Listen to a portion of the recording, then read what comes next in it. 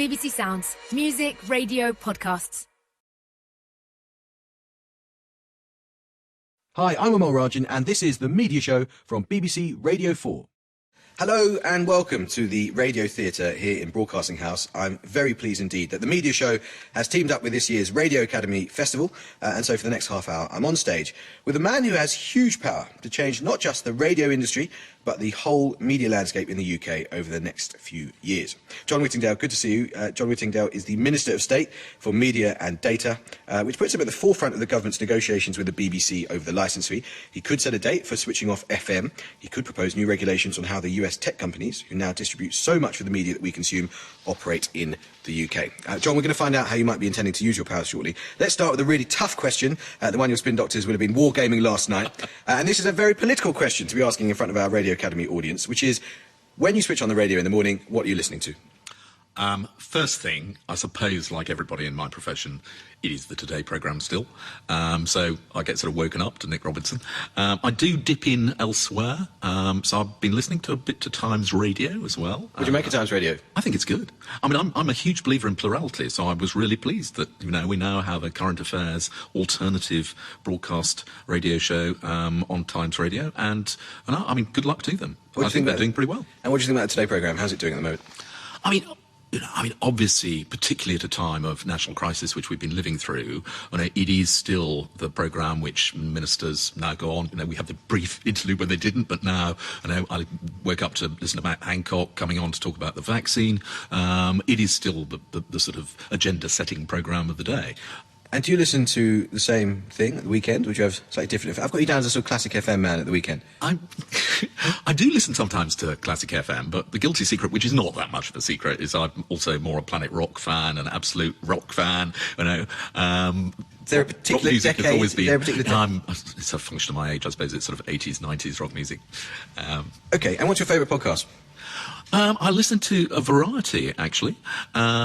I should say, The Media Show. I also listen to Media Masters sometimes, and The Guardian did a media podcast. So, I mean, there's a lot of... But only podcasts about the media. No, it isn't only podcasts about the media. What else do I listen to? One or two of the comedies, the catch-up podcast of BBC's Friday night comedy show, whether it's The Now Show or the News Quiz. I listen to that podcast. I often hear people talk very knowingly about the power of radio. What, in your view, I think a lot of people will be interested in your take on this, what is the unique power of radio? I mean, the great thing about radio is that, like most people, I have it on a lot of the time when you're doing something else.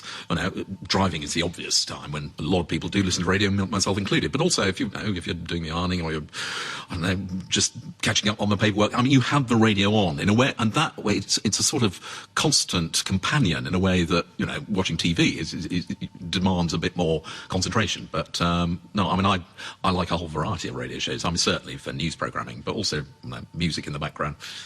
The BBC, of course, has about a 50% share of live radio listening.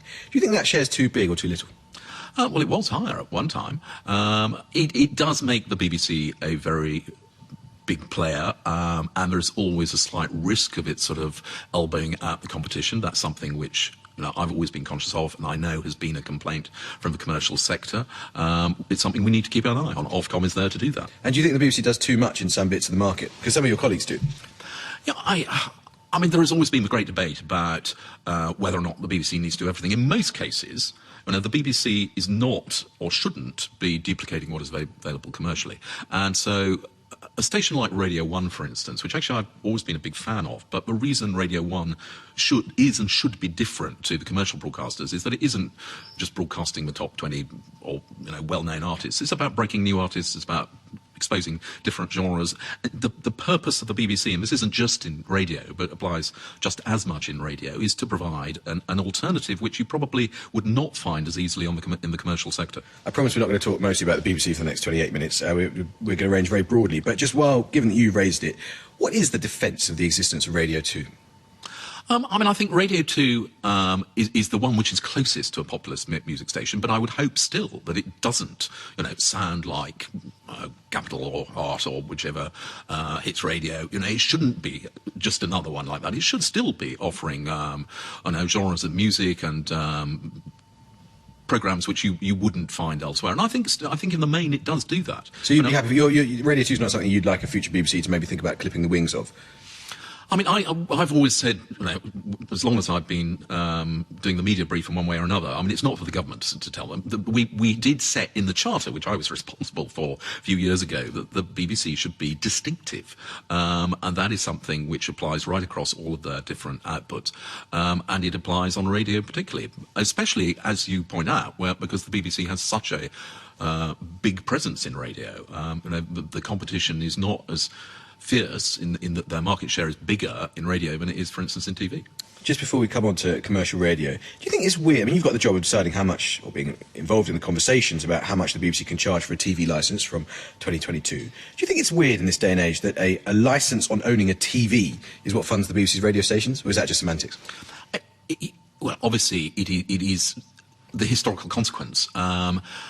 People now are consuming media via different means than simply linear television, and that is a trend that will continue to grow, and it does obviously cast questions over the future of a licence fee. At the moment, I mean, firstly, I've always made clear that however attractive the idea of subscription is, it's just technically not possible at the moment, because you can't switch the BBC off if you don't want to pay for it, not for as long as it's on Freeview. But, I mean, the whole long-term future of licence fee is something that we will think about, and it will be part of the PSB review, which we announced today, actually. Yeah. I'm going to come back to the PSBs and the BBC. Let's look at commercial radio. The sector's been absolutely battered this year, hasn't it? It's had a very, very difficult year, as have many sectors.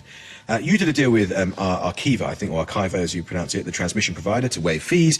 You redirected £400,000 from the Community Radio Fund. You pushed something called the Audio Content Fund. That was all in the summer. What are you doing now to support that sector? Well, I'm very conscious that, first of all, radio really stepped up to the plate to respond to the challenge. The ability of radio to reach audiences and the trust which radio enjoys more than any other form of media does make it very powerful, and therefore we regard it as very important to support radio. And for instance, the package of support which was made available through all the different media for public information wasn't just to sort of bailout. I mean, it was because radio is very effective at reaching audiences, and I hope that will continue, because obviously public messaging remains very important.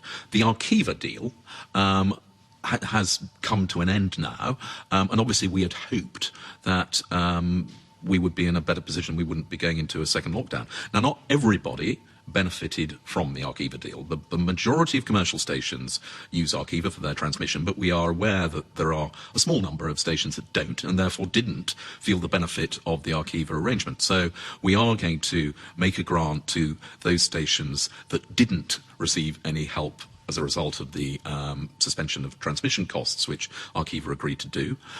We are also obviously going to maintain the Community Radio Fund as we come into the next financial year. And that is specifically aimed to support, obviously, community stations. And we will also be putting another injection into the Audio Content Fund of about 400,000. Now, I mean, I know that it's going to remain very tough to operate commercial or indeed community radio stations in the face of the pandemic. And the government support measures that are there for business generally are also applicable to them.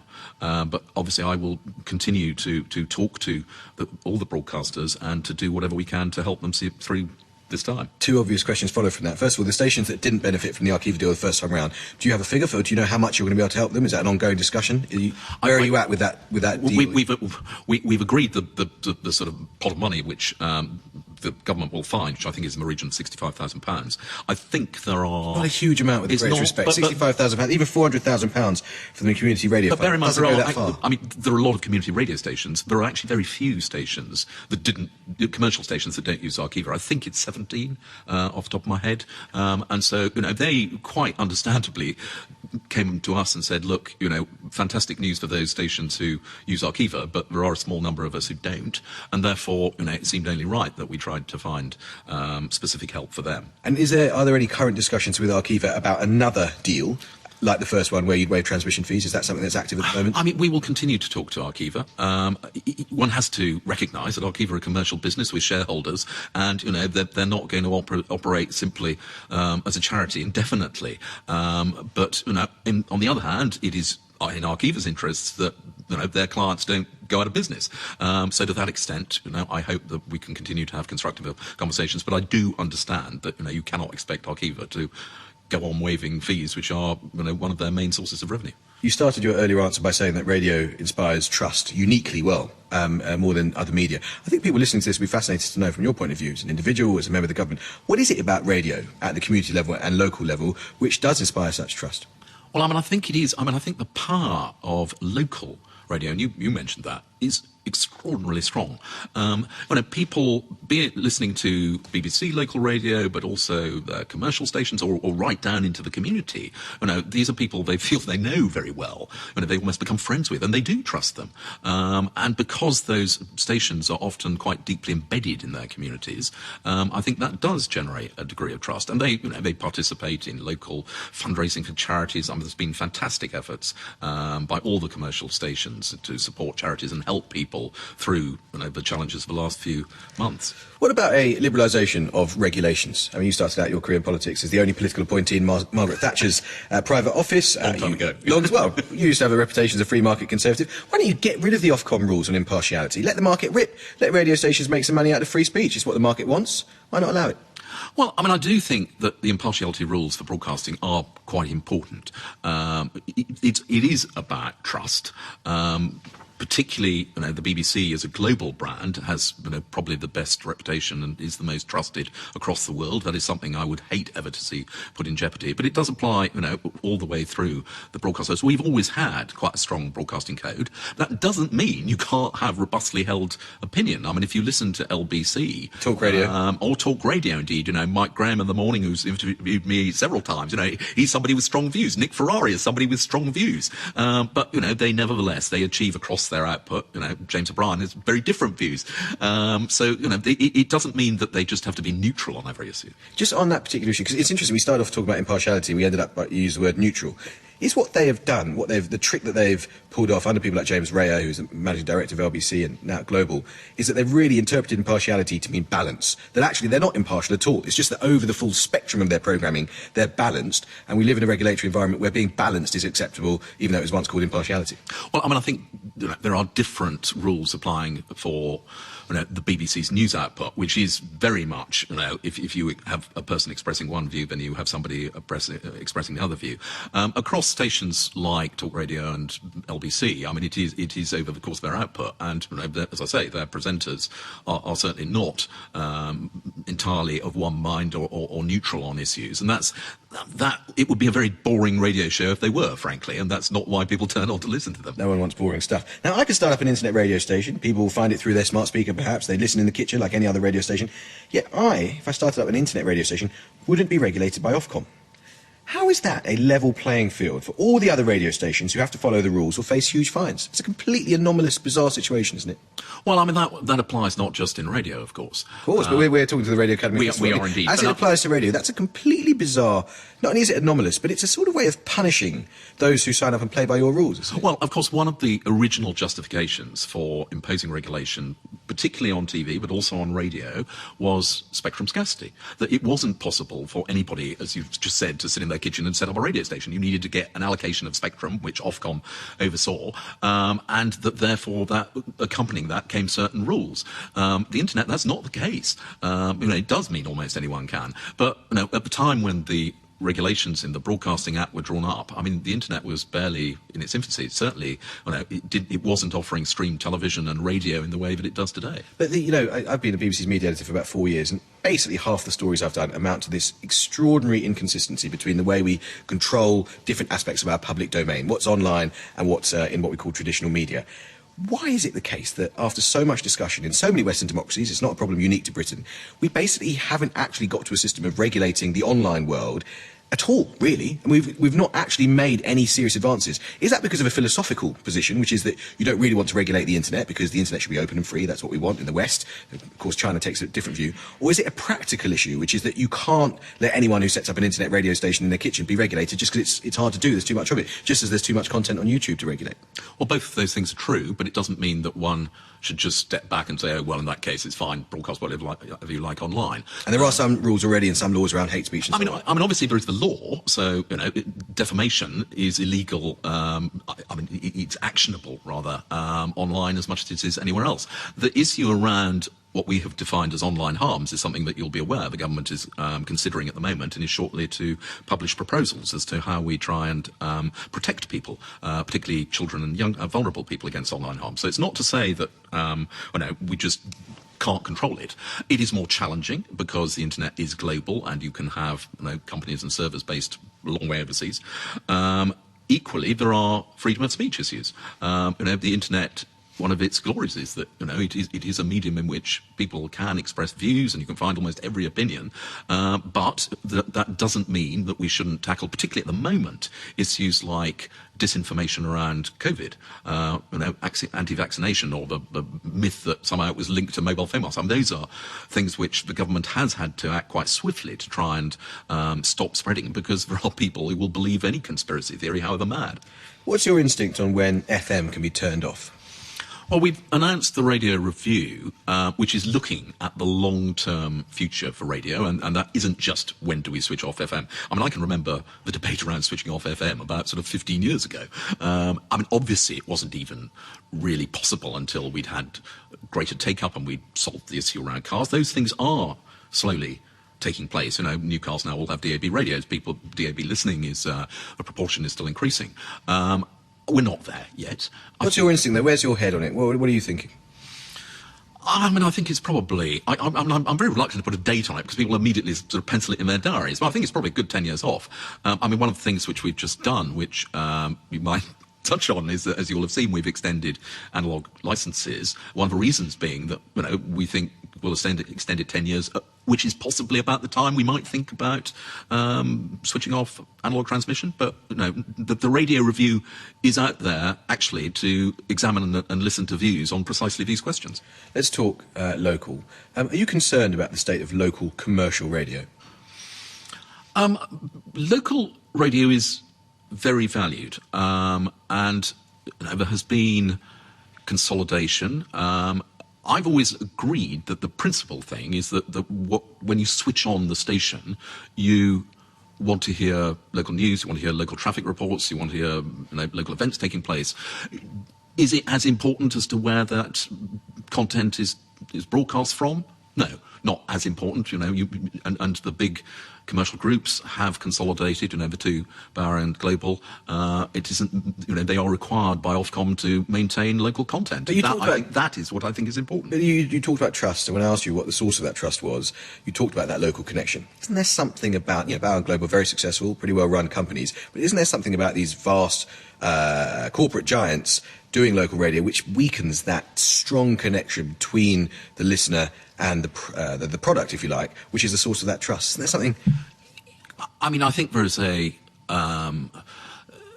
harking back to the days when your local radio presenter did operate from a studio in the high street or somewhere nearby, and that then turned out to open the village fete and that sort of thing. They were public champions. They were pretty popular. Absolutely. The difficulty is that the economics have pointed in the other direction, so there has been consolidation. But Ofcom is there to make sure that local is still a large part of the content. And actually, if the stations wish to hang on to their audiences, it is just as important they do have a strong local content. In which case, was the decision by Ofcom to allow local stations to network their breakfast shows a mistake?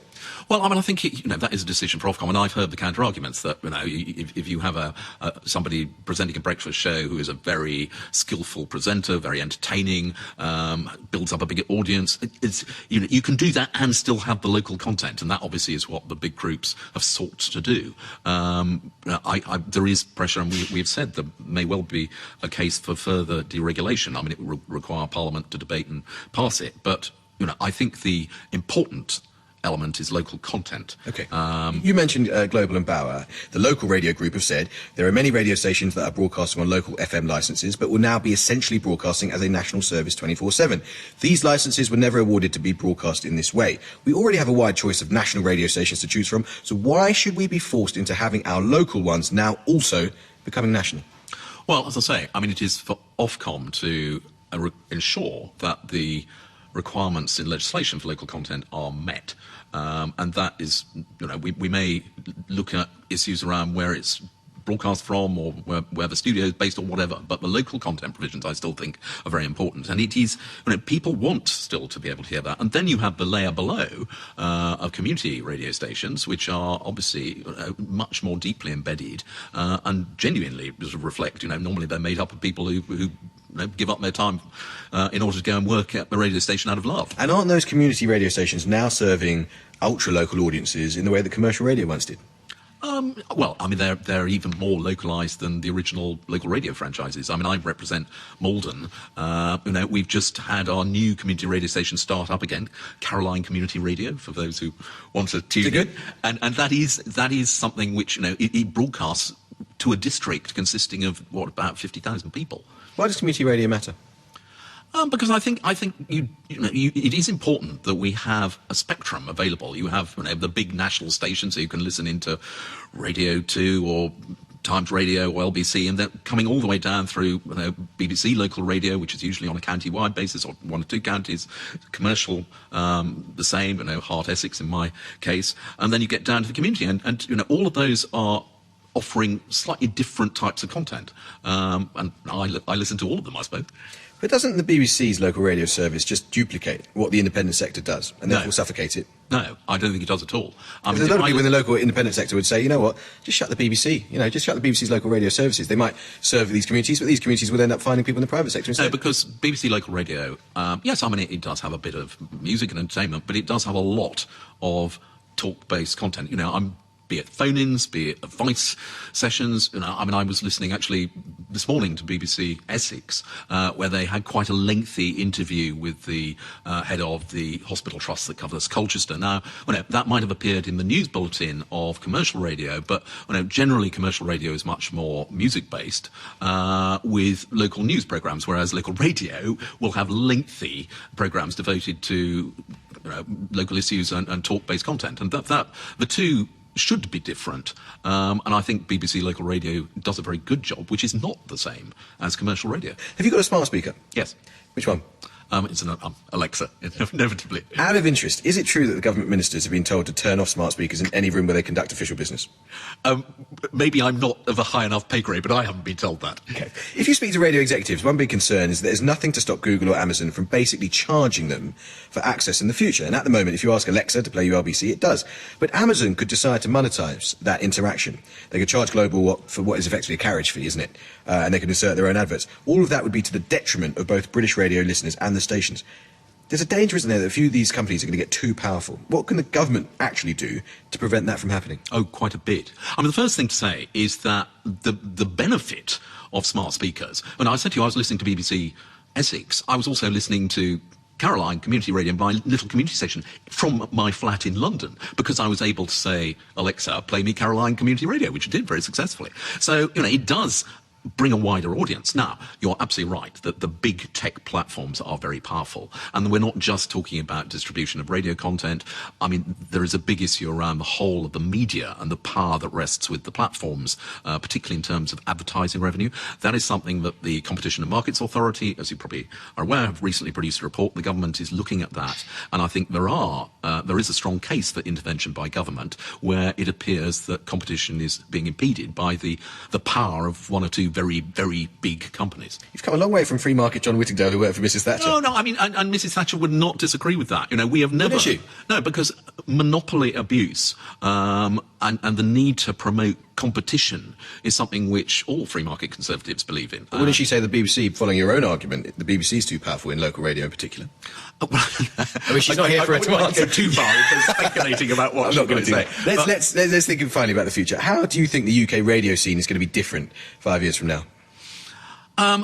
I think that in 5 years, at the moment, smart speakers only have, I think, about 5% radio listening, but, they're going to go on growing. There will be a variety of ways in which we continue to listen to radio. I think radio is still going to be strong there. The death of radio has been written up quite a number of times, and it hasn't happened, and I don't think it will happen. When streaming services started, things like Spotify, and everybody said podcasting, oh, well, that's the end of radio. It is not the case, and I think radio does have a bright future.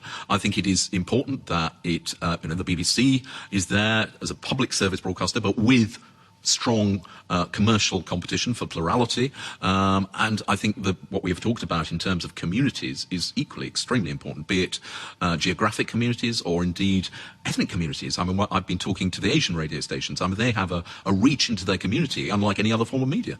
Isn't there a conflict here between community radio and local commercial radio? In other words, if you have a very vibrant community radio scene, doesn't it make it harder for commercial radio to be a success locally?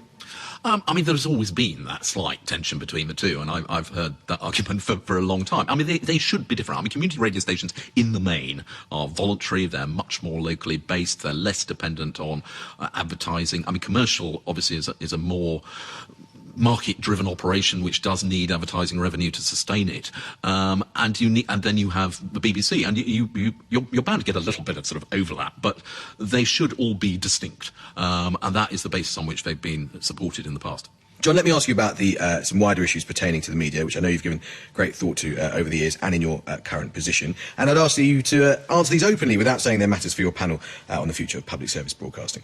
What do you make of Tim Davies' start as Director General? I think he's made a really good start. I mean, I was a fan and friend of Tony Hall, who I think saw the BBC through quite a difficult period, particularly in the early days, because he took over a difficult time after George Entwistle and the fallout from then. But I think Tim recognises that the BBC has to change, both in terms of serving audiences which perhaps it's slightly lost sight of, also in becoming leaner and more efficient, concentrating on the things which the BBC does best. And, the speech he made as the incoming Director General, I thought was absolutely right. And I'm greatly encouraged by that. Have you seen him in recent weeks? Yeah, I mean, he and I are in very regular contact. I mean, I have seen him, obviously it's a little harder in the present circumstances, but we met up for a chat and we speak quite regularly. And I know he spent a lot of time in Westminster talking to people in Number 10, you, other ministers, about decriminalisation of the licence fee in particular, and why, in his view, it would be counterproductive. And I know from people I speak to in politics, he's had some success in persuading some people. Where do you stand on decriminalisation of the licence fee? Well, I mean, when I was Secretary of State, I looked at decriminalisation and I commissioned the report by David Perry, which came back and was emphatic. It highlighted a lot of the problems. And now, I'm back in government, you've got a Secretary of State who quite rightly wanted to look at it again because the world is continually changing. But I think the problems which David Perry identified still exist. And therefore, it is a lot more complicated than people first think without having properly examined it. I mean, for instance, one of the difficulties is that you could, if you move to a system of civil penalties, you could end up with people on low incomes who struggle to afford the licence fee actually facing bigger financial penalties than they do at the moment, which obviously would be against the whole reason for looking at decriminalisation. So we haven't finally decided. We will be publishing a response to the consultation very soon, but I think as Secretary of State, Oliver Dowden, indicated the other day, I mean, there are quite a lot of difficulties attached to it. Sounds like the government has moved on from the assertion by the Prime Minister in the heat of an election campaign where he said that decriminalisation is something he was going to look at. That's interesting. I mean, he made that assertion, and indeed it is something we are looking at and will continue to look at. I think he made that assertion in a spirit of this is coming down the line, whereas I think what you're saying is this is something which is really quite complex when you look into it. But what you say is clearly understood. Now, in his exit interview on this programme, his exit interview from the BBC, Tony Hall told the media show the story of his negotiation with the government over the licence fee, specifically on the issue of the BBC taking on payment for the licence fees for the over 75s. And your name came up. He volunteered your name. And he said that you called him one weekend to say, one key weekend, to say, look, this is his telling, I'm not betraying any confidences here. You called him to say, look, the Treasury, George Osborne specifically, was set on transferring that welfare payment onto the BBC. I just want to be clear about something I should have asked Tony Hall, and I'm now asking you. Were you for or against that move back then? Look, I was a member of David Cameron's cabinet, and therefore, obviously, I had to abide by collective responsibility, and I understood the reason. I mean, it was at a time when we were having to make very difficult decisions in order to restore the public finances. As the incoming Secretary of State, DCMS, was looking at having to find savings right across all our range of different bodies. And the figure that the overseas 75's licence fee was costing was already huge and projected to go on rising year after year. And the Chancellor said, look, I've got to find savings, and this figure is very difficult to justify now, and we cannot afford to allow it to go on rising. And so we gave the responsibility to the BBC. It was a part of a package where they asked for certain things, which we agreed. But nevertheless, we were clear that it would be a matter for them to decide how and whether to continue to fund it. But abiding by collective responsibility back then isn't the same thing as saying you felt in your heart of hearts it was the right thing to do. Did you feel it was the right thing to do? Looking back, what concerned me slightly, although I understood why, was that I was embarking on charter renewal, and we were taking a decision which would have a profound impact on the BBC. Nobody pretended otherwise, before we'd even sat down and decided the charter and what the licence fee would look like and what the responsibilities were. But it was, at a time when the Treasury were very clear we had to make these hard choices, and I accepted that. Okay. Now, you've announced this week an advisory board of industry bigwigs to help shape the future of public service broadcasting. Now, it's suffused with Conservatives. Robbie Gibb and Andrew Griffith MP, who've held big jobs at the BBC and Sky, Gabby Burton, who worked for David Cameron, Lord Michael Grade. Understandable, of course, that a Conservative government would appoint Conservatives and a Conservative-leaning panel. But wouldn't it have slightly more credibility if it wasn't so nakedly political? Well, I wouldn't say it is nakedly political. You've got 4 people with Conservative affiliations out of 10. You haven't got any with other political affiliations. If you look at the population at large, you probably find that more than 4 have Conservative, out of 10 have Conservative affiliations. Indeed, they are not there because they are Conservative supporters. They are there because each one brings a knowledge and an expertise. Robbie, for instance, has worked in the BBC for a long time and then at the heart of government and communications. They've got undoubted expertise. Was, I think, the youngest COO in the history of a FTSE 100 history. The chief financial officer of Sky, sure. But you've got 4 Conservatives and none for... if you were looking... It's understandable. They are quite well known because 3 of them are serving members of Parliament, and Robbie obviously had worked for Theresa May, so their political affiliations are known. I don't know about the others. It's not something I've ever asked them. But in every single case of that panel, the reason that they were appointed is because they have a particular knowledge and expertise which we felt would be really valuable.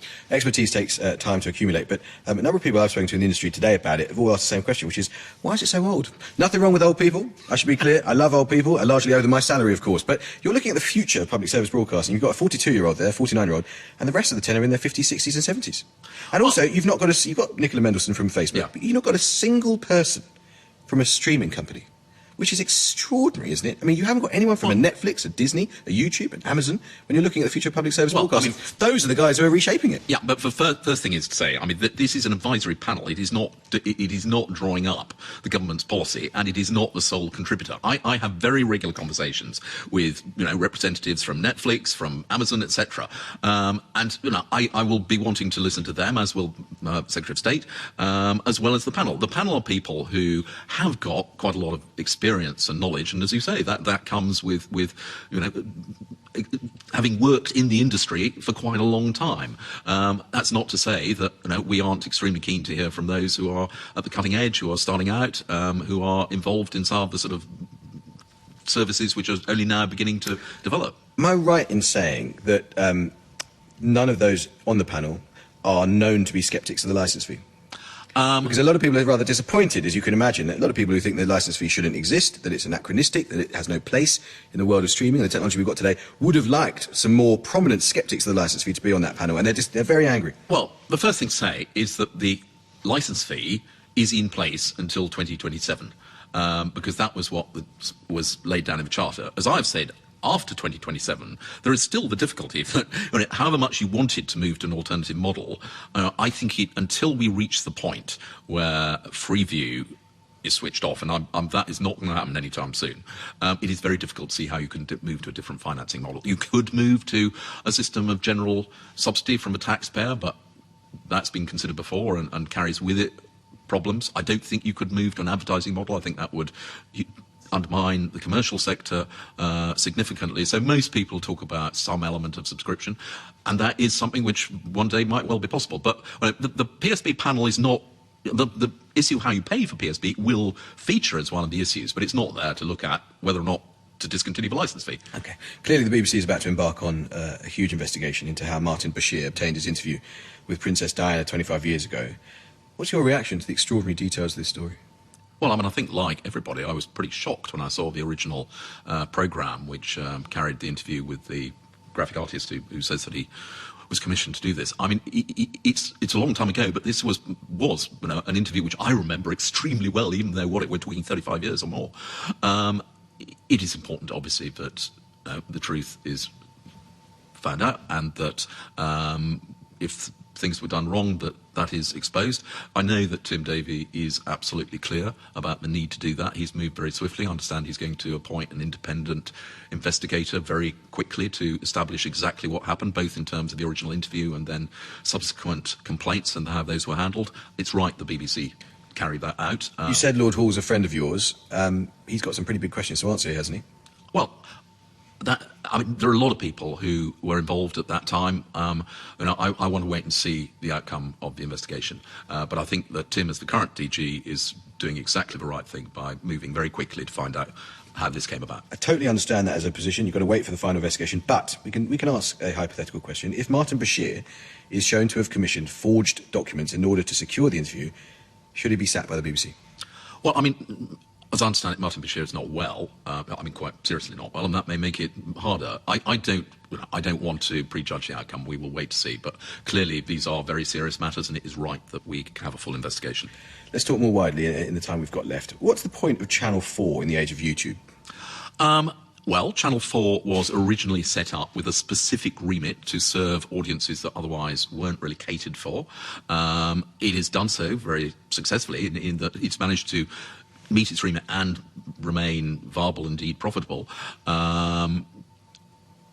You're right that we are in a different world, that there is content, far more content available through YouTube, through various streaming services, and that is, you began by saying, I shouldn't say that's a question for the PSB panel, but it is. I mean, that is why we set up a PSB panel, to look at all of the public service broadcasters and ask the question, should they go on doing what they're doing? Should we change the remits? Do we need to have as strong obligations as previously have always been in place? Those are very big questions, and I'm not going to predetermine the answer. But have there been, on a factual point, have there been active discussions in recent months within government about privatisation of Channel 4? No. It was something which, as you know, when I was Secretary of State last, we thought about and looked at. I think there Why did you reject it then? Forgive me. Why did you look at it as Secretary of State and say no back then? Well, there was a lot of opposition at the time, and it was going to be very challenging to do, and the government had other priorities at the time. The world has changed even in the short time since then. Even though it's only 3-4 years ago, in terms of the content, the choice of content, it has been remarkable how much that has grown in just the space of the last year or so.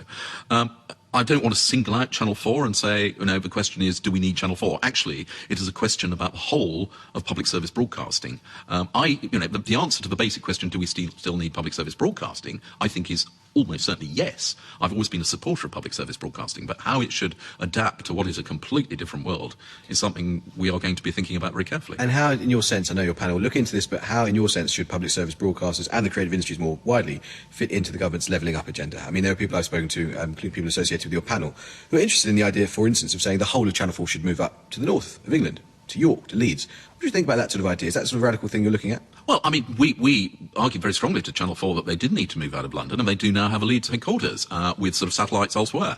The issue about whether or not they stay in Halsbury Road is a matter for Channel 4, but I think there is a strong case that if Channel 4 is to look different to the other public service broadcasters, they could do more to be seen to be serving audiences in the north of England, for instance, that maybe feel they're not as properly catered for at the moment. But that's not, it's not enough just for Channel 4 to do that. The BBC needs to think about that. And I think the levelling up agenda is one which all broadcasters need to think about. Okay. And we're very keen to see that addressed. I want to finish by talking about polarisation, which actually we were talking about before we came on air. Do you think it's, and we've often talked on the show about the culture wars, which are raging at the moment, do you think it's part of the duty of media to combat polarisation, to, as it were, bring the country together in a shared culture, a shared domain, a shared public space? Yes. I think the media has a duty to reflect debate and properly report it, but equally the media on occasion has a huge strength in bringing people together. We saw, for instance, that happen, I think, on Sunday. And Saturday evening, the broadcast of the Remembrance Day ceremony in the Albert Hall, and then the service of the Cenotaph. That is something which does bring the country together. I think in terms of things like the forthcoming Queen's Jubilee or the Commonwealth Games. I mean, those are events which generally the BBC, but not solely the BBC, will broadcast and will unite the nation, I hope. But those are landmark events, aren't they, through the year? And I'm thinking about the news cycle today, the minute by minute, the infinite stream, the hourly horror show that is social media. And it's a big question which, it's not up to John Whittingdale to find an answer to, but I'm interested in your approach to this intellectually. I keep asking the same question, but getting no real answer from whoever comes on this show, which is when you've got social media companies which are incentivized and built, engineered to spread outrage, deceit, paranoia, how do you bring the culture wars to an end? I mean, aren't all the forces at the moment dragging us into our own individual silos, into paranoia, conspiracy, outrage and deceit? Isn't it hard to find a common place, even if that is one that media have traditionally provided? I think a lot of people do get put off by exactly what you've described on social media. Doesn't stop them getting very rich.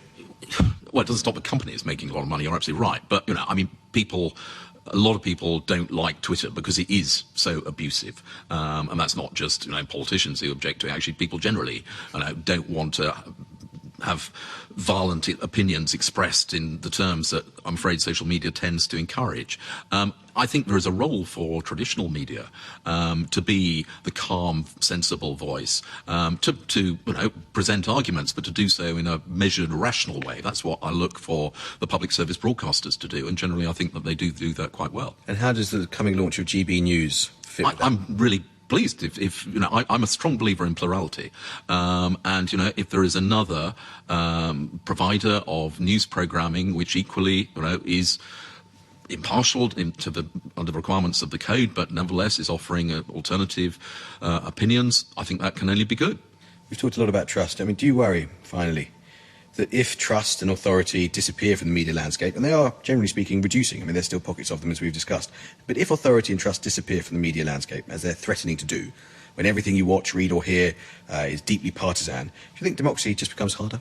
Yeah, and I think the media are crucial for a properly functioning democracy. One of the things which has worried me for a very long time, and which I'm still attempting to try and address, is the decline of local news reporting. It is very difficult for voters to decide in local council elections or mayoral elections, who to vote for if they are not able to have objective, factual reporting of the performance of those institutions. And unfortunately, local newspapers are continuing in decline. And one of the things which I'm very proud to have established with Tony Hall when he was Director General was the Local Democracy Initiative, which was an attempt to begin to address that with the BBC funding 150 local reporters. But trusted media, is absolutely essential for democratic process to work properly. Well, I think the journalists listening to this will be reassured by your asserting that. John Whittingdale, thank you very much indeed for your time. Thank you.